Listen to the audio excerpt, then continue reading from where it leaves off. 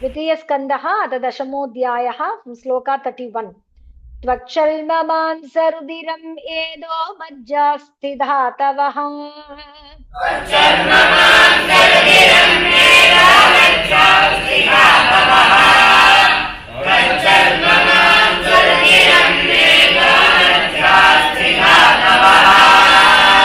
भूम्यप्तेजो मया सप्त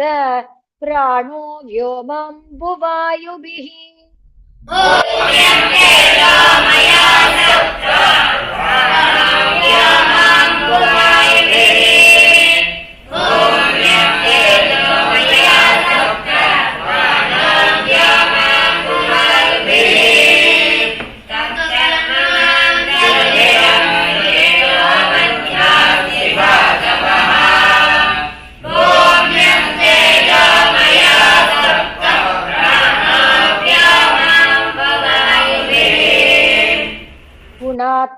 गुणात्मकानीन्द्रियाणि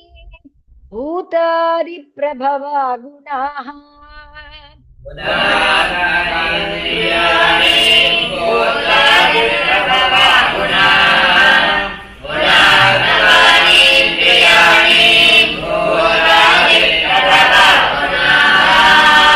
मनः सर्वविकारात्मा बुद्धिर्विज्ञानरूपिणी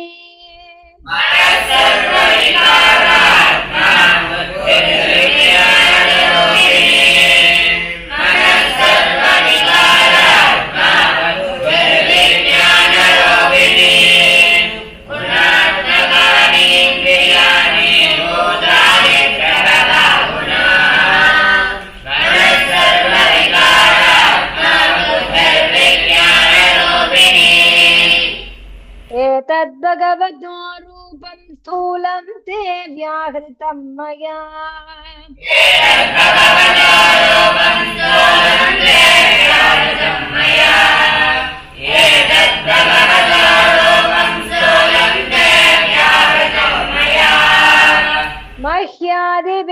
मह्यादिभिश्चावरणैः अष्टभिर्बहिरावृतम्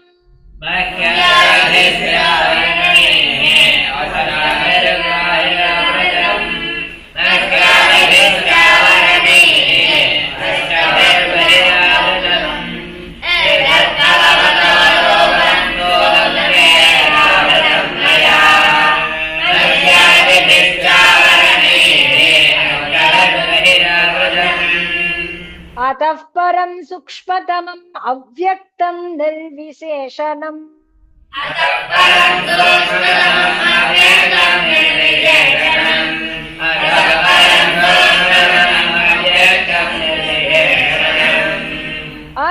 अनादिमध्यनिधनं नित्यं वाङ्मनसः परम्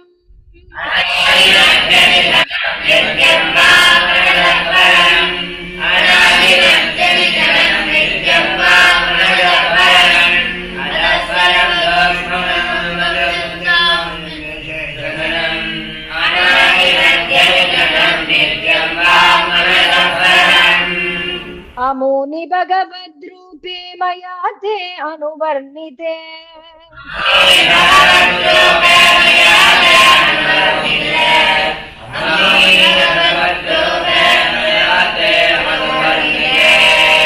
उदे अपि न गृह्णन्ति माया सृष्टे विपश्चितः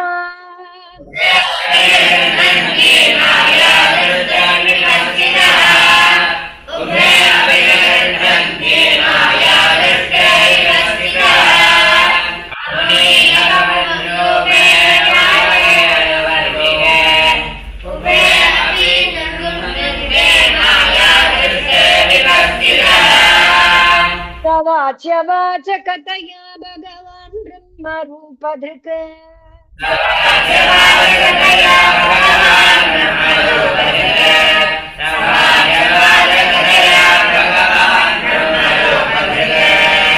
नामरूपक्रिया दत्ते स कर्मा कर्णकः परः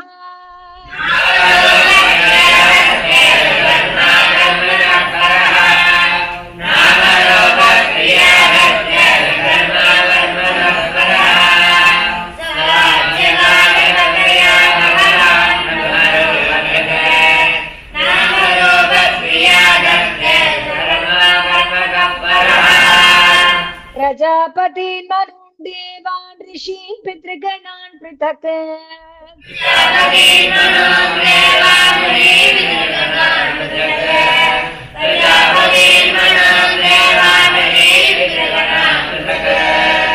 सिद्धचारण गन्धर्वान् विद्याद्रासुरगुह्यकान्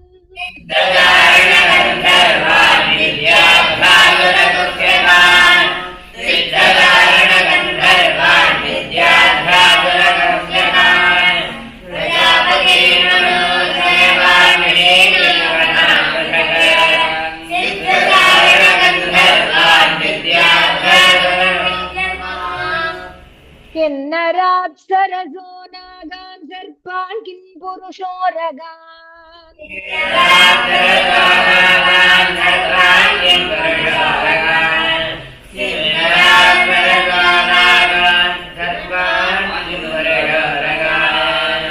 मात्रे रक्षः पिशाचांश्च प्रेतभूतविनायकान्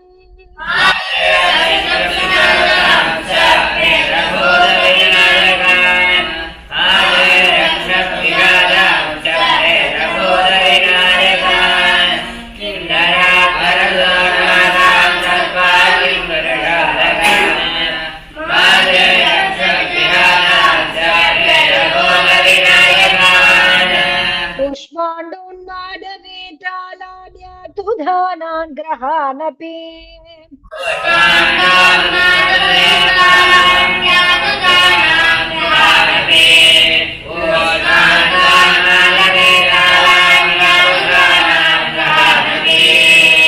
खगान् मृगान् पशून् वृक्षान् गिरीन् नृपसरीसृपान्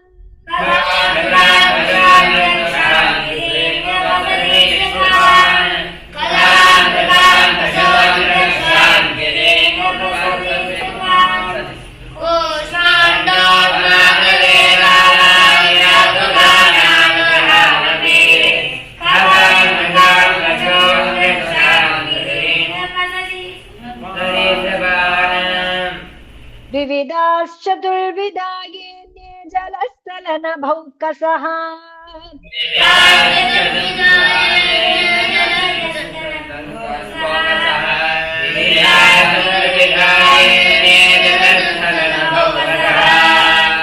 कुशला कुशला विस्राः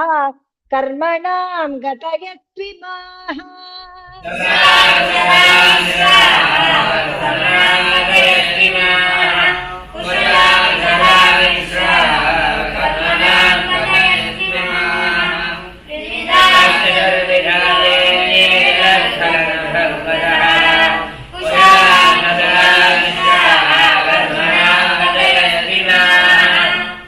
सत्त्वं रजस्तम इति तिस्रः सुरनृनारकाः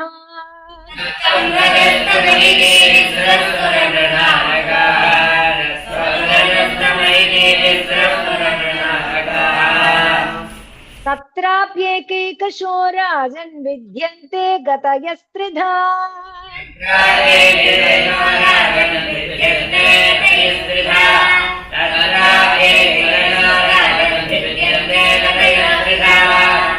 यदैकैकतरोऽन्याभ्यां स्वभाव उपहन्यते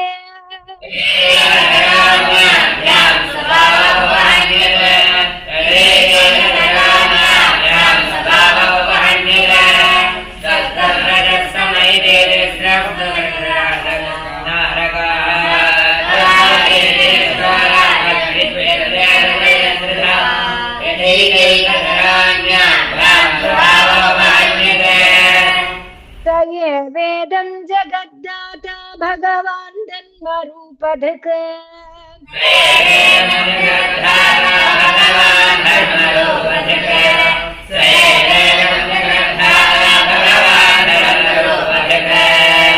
उष्णादिस्थापयन् विश्वं तिर्यङ्नरसुरात्मभिः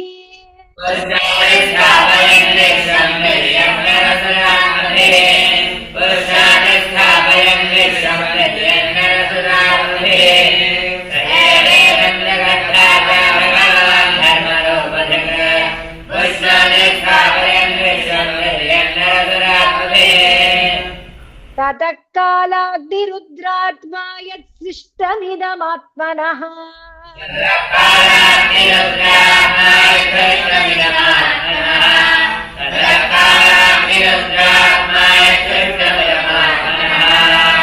तन्नियच्छति कालेन घनानीकमिवानिलः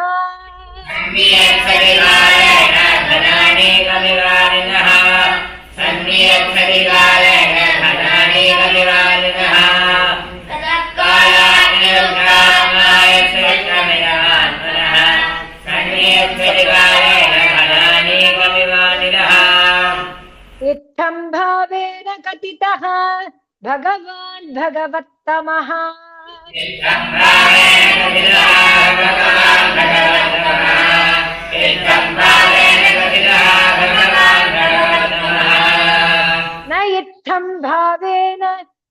न इत्थं भावेन हि परं द्रष्टुमर्हन्ति सूरयः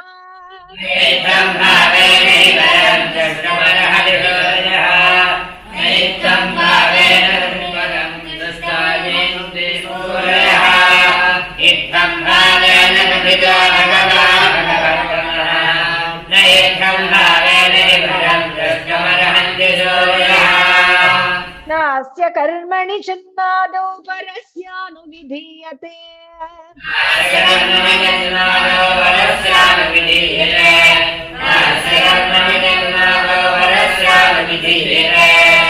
कर्तृत्व प्रतिषेधार्थं माययारोपितं हि तत्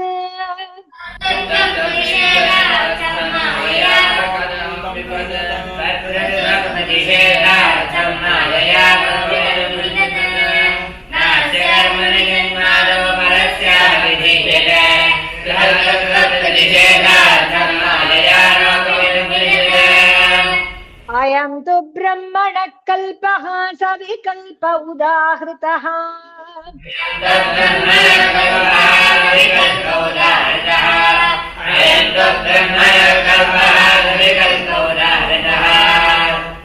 विधिः साधारणो यत्र सर्गाः प्राकृतवैकृताः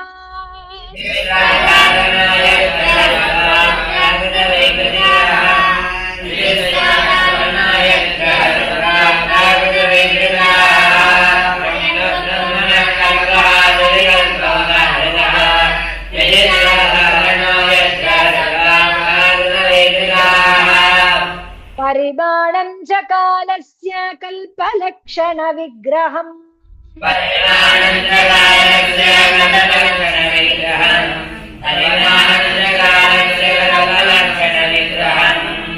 यथा पुरस्ताद्व्याख्यास्ये पाद्यं कल्पमथो शृणु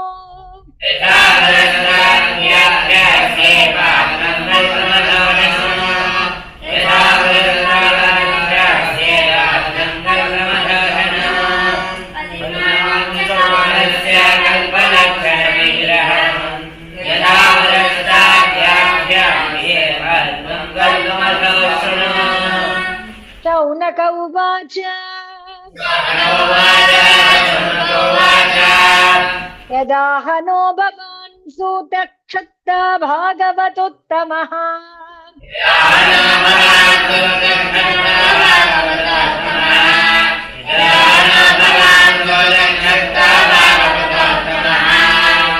चचार तीर्थानि भुवः त्यक्त्वा बन्धून् सुदुस्त्यजान्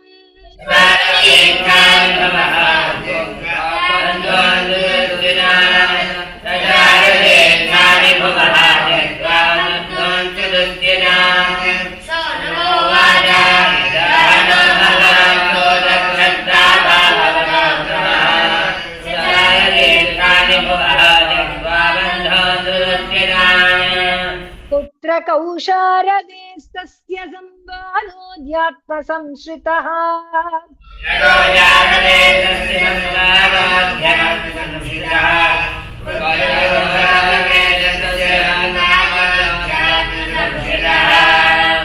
यद्वास भगवान् तस्मै पुष्टस्तत्त्वम् उवाचः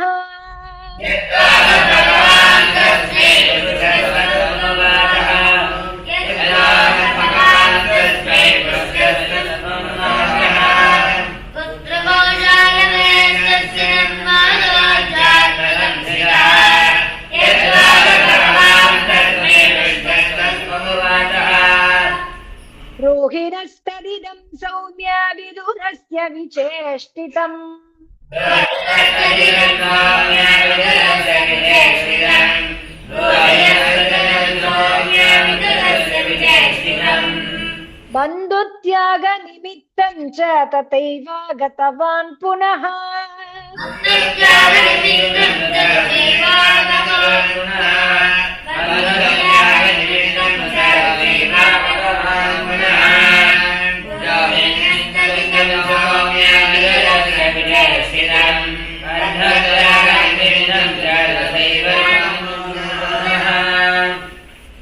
सूत उवाच राज्ञा परीक्षिता पृष्टः यदवोचन् महामुनिः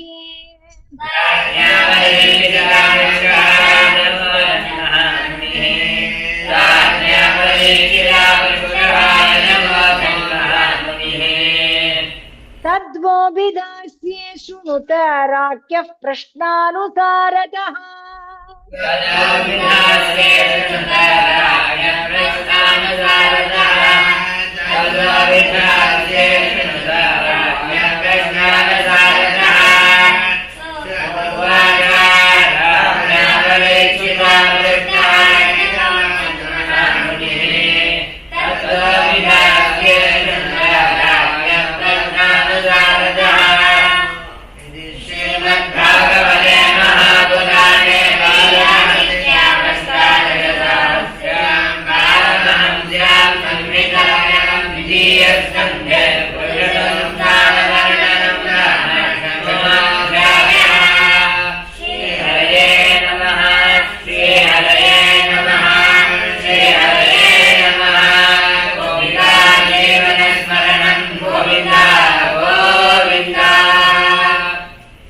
इति द्वितीय स्कंदः समाप्तः। प्रेमिकेन्द्र सद्गुरुनाथ